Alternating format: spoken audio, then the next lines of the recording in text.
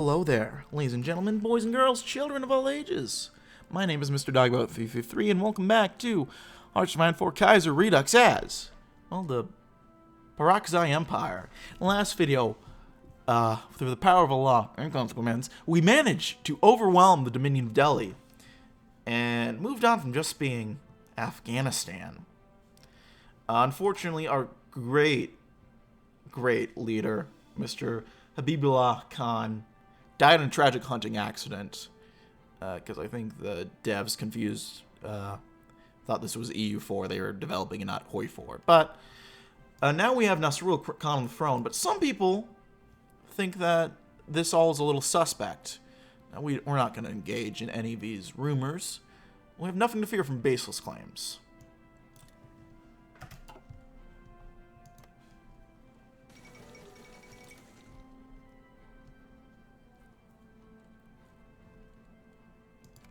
We'll go ahead at speed 5 even. Oh, treachery. We found evidence that Nasrullah engineered the death of our beloved Emir. Oh wait, I clicked the wrong one. Shit. I think I clicked the wrong one. I thought that was the one that just shut it down. I'm stupid. I'm a silly boy. Hold on. I'm gonna blame that on the jet lag that I still have going on, because clearly I'm still I jumped forward 8 hours. Shut them down now. Siam's new constitution, good for Siam, I guess.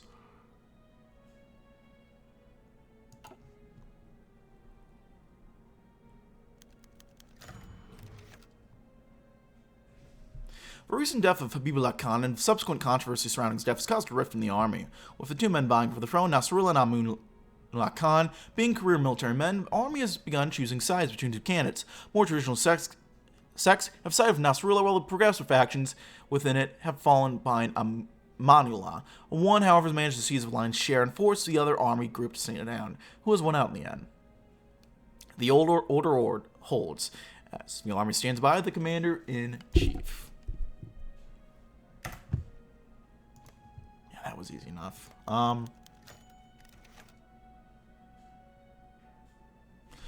Manuel's coup has attempted to collapse under its old falsehoods, and Nasrullah has been freed and restored to power. While Manuel has fled to Switzerland, there's still many within the army who support him. The influence of young Afghans is still strong, and it is almost certain that they will oppose the rightful emir with everything that they have. If we're ever to return, it would potentially be a fatal fifth column. What are we to do with them? Does it matter? Choose not to purge the army. Okay. Cool. Without the head, the snake will die. Get this guy out of there.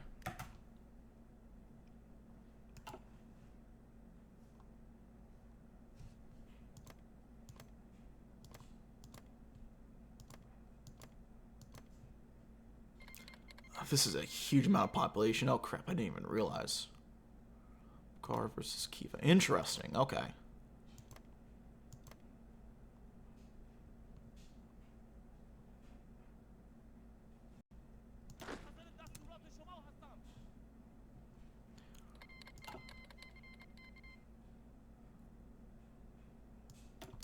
Interesting move, since you're about to get potentially double teamed. Oh, TG Masaryk. Let's have a moment of silence for our Czech brothers. Friends of a stream.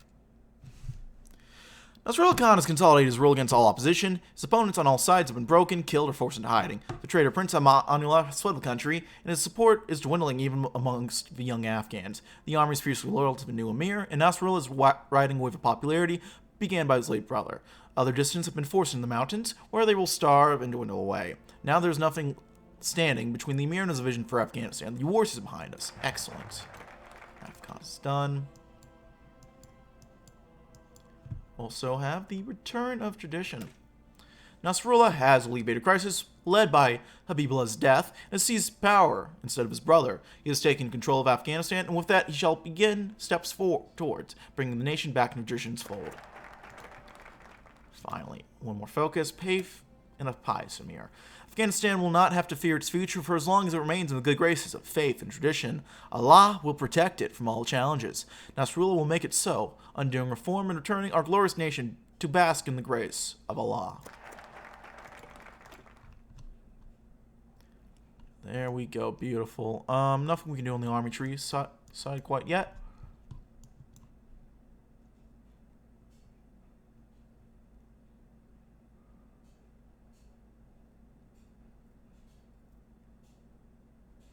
I don't like the research.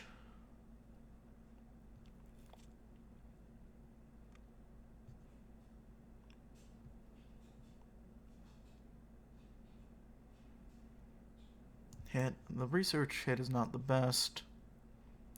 But this is going to be fun.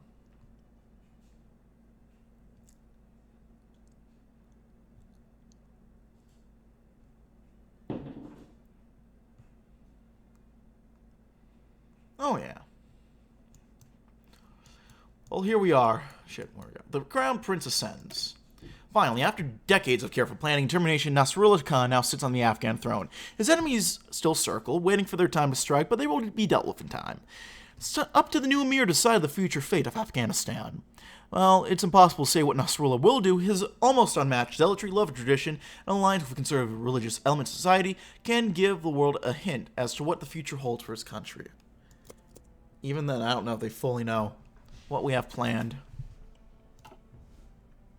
I'm going to guess you guys can probably figure out what path I'm going to be doing soon. Just based off the thumbnails and stuff. So okay, here we go. Nasrullah Khan, the Crown Prince of Afghanistan, has succeeded to the throne following the death of his brother, Amir Habibullah Khan. Feeling that the ambitious Nasrullah might have seized the throne from the former Amir, Habibullah has made Nasrullah both commander-in-chief of the Royal Afghan Army and designated heir to the throne, preceding even his own sons. With the Emir's assassination, Nasrullah's ascension was challenged by Habibullah's youngest son, Amanullah Khan, who claimed the Crown Prince was behind the late Emir's death. Amanullah's conspiracy was quickly thwarted by loyalists in the army, and the defeated prince fled the nation in shame. Nasrullah Khan's ambition are only matched by his piety. Along with his allies and the clergy, the new Emir seeks to rule in adherence to Islamic doctrine, reverse the reforms of late Habibullah, and restore the influence of Islamic aristocracy over the government. Nasrullah's anti-reformist direction has won the Emirs the support of Afghanistan's conservative Pashtun nobility, who view the Crown Prince's rise to power as a much-needed return to stability in the nation. Same as it ever was. But yeah, we're going to be very concerned about the fate of the Ottoman Empire. I'll put it like that. And in the event that they fall, we will ensure that they will rise again. And we're doing the Ottoman in Exile path, which is going to be very fun. I think I said this before when I played the Ottomans in U4, but I'm a huge nerd for the Ottoman Empire. They are my favorite empire. Rome is cool, Byzantium is cool, but I will take the real heirs to the Roman Empire over all of them. Or something, I don't know. Red Guard? Interesting. Cindy Finland. Sack. First we have Cock, now they have Sack, of course. Finland cannot be real. I refuse to believe. With names like that, it is real. But that's neither here nor there. Yep, go figure. Declaring war on all your neighbors while you're surrounded by them resulted in that. Who would have thunk it?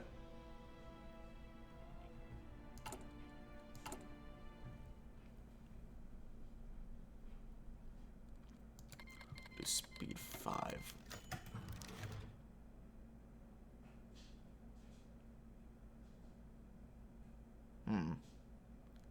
What does he think he is? Crown Prince ascends. Next. Let's finish the ascension. Finalize it, rather. Nasrullah has done it, secured his position as emir, with the conservatives rallying behind the new emir. Their great influence over the country has begun to be exerted in Nasrullah's favor. Rival factions, claimants, and disgruntled citizenry are slowly dispersing as their support evaporates behind this groundswell of support for Nasrullah. With his throne secure, however, Nasrullah can really get down to business.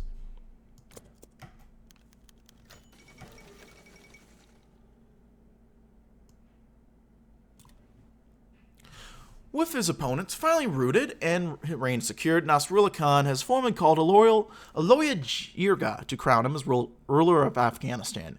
Used throughout Afghanistan's history, Pashtun elders have traditionally called Aloya Jirga to resolve important issues in the nation, most importantly that of electing a new leader.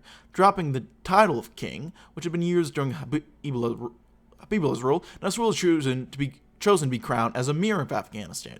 While a symbolic gesture, this choice of words reflects the Emir's desire to end many of the former Emir's reforms and pivot Afghanistan towards returning to a more traditional government. But Shahzada takes his rightful place. We're losing political power every day, Jesus. Oh, another friend of the stream returning. Banesh. Very nice. We'll add these guys to the army.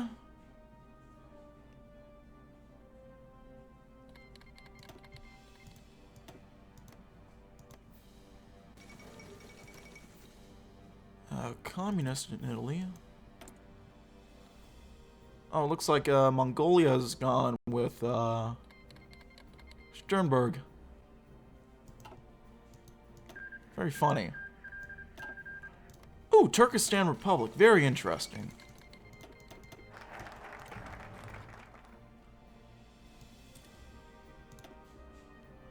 So what is that going to mean? Is that going to be a problem for us?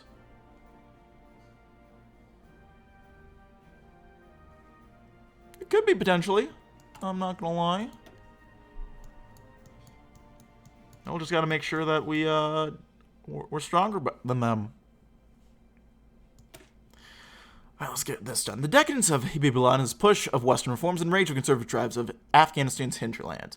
They have been in rebellion for years now, left to run riot over the countryside, while the emir in Kabul court counts as wives.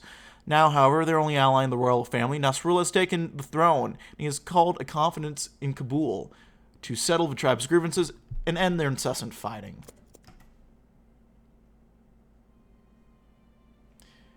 That'll be nice, at least. Get something going.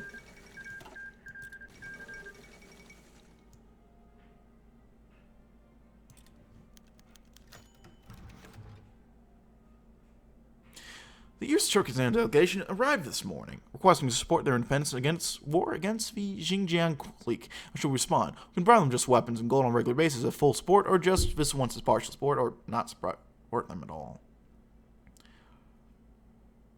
East Turkestan, we will provide full support. I don't know how well it's going to go for them, but we'll give them moral support. See how well that helps them. Let's get mechanical computing.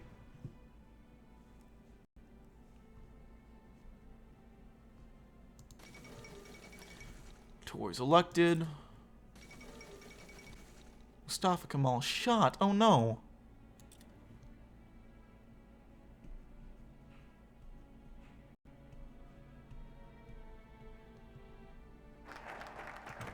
Several tribal feuds.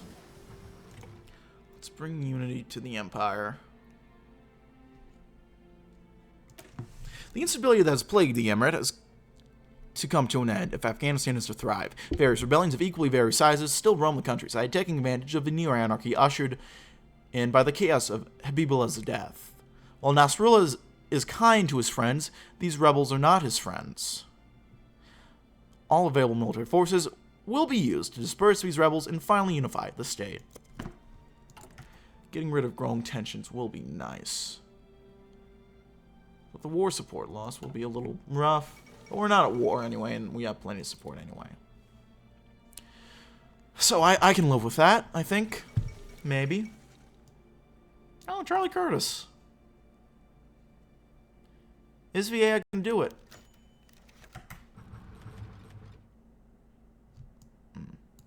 As the Greek-Oghuz past was wiped away by the Islamic conquerors and missionaries like the Rashidun Arabs, the Ghaznavids and the Umayyads, the Zunbids, the Abbasids, the Ghurid Persians, and many more during the rise of Islam between the 7th and 13th centuries, our Afghanistan was bathed in the light of Allah. To celebrate the divine revelation, past cultures and dynasties built great works dedicated to their new and sole God, ornate mosques and other structures appearing all across our mountain paradise.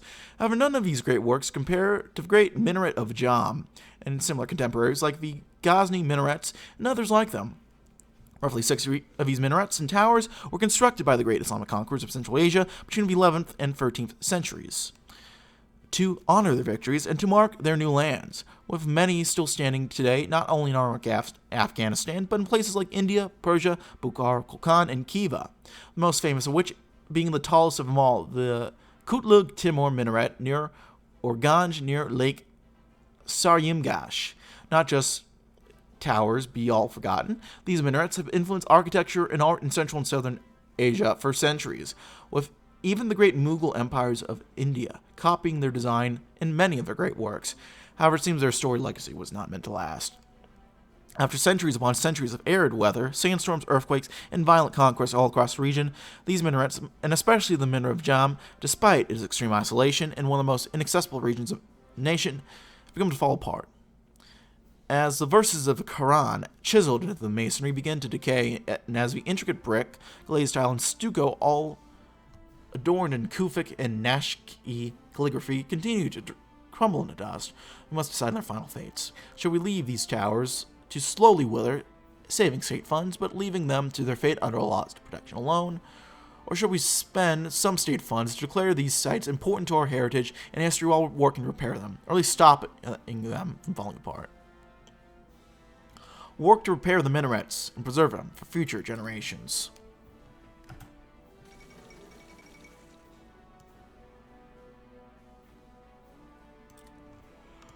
What is he? I do not know. Not just one.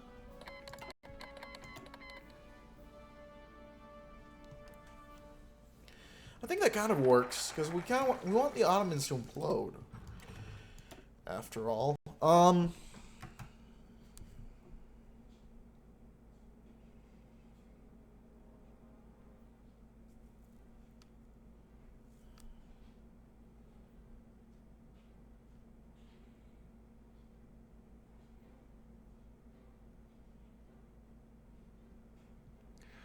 let's work on ending the banditry first.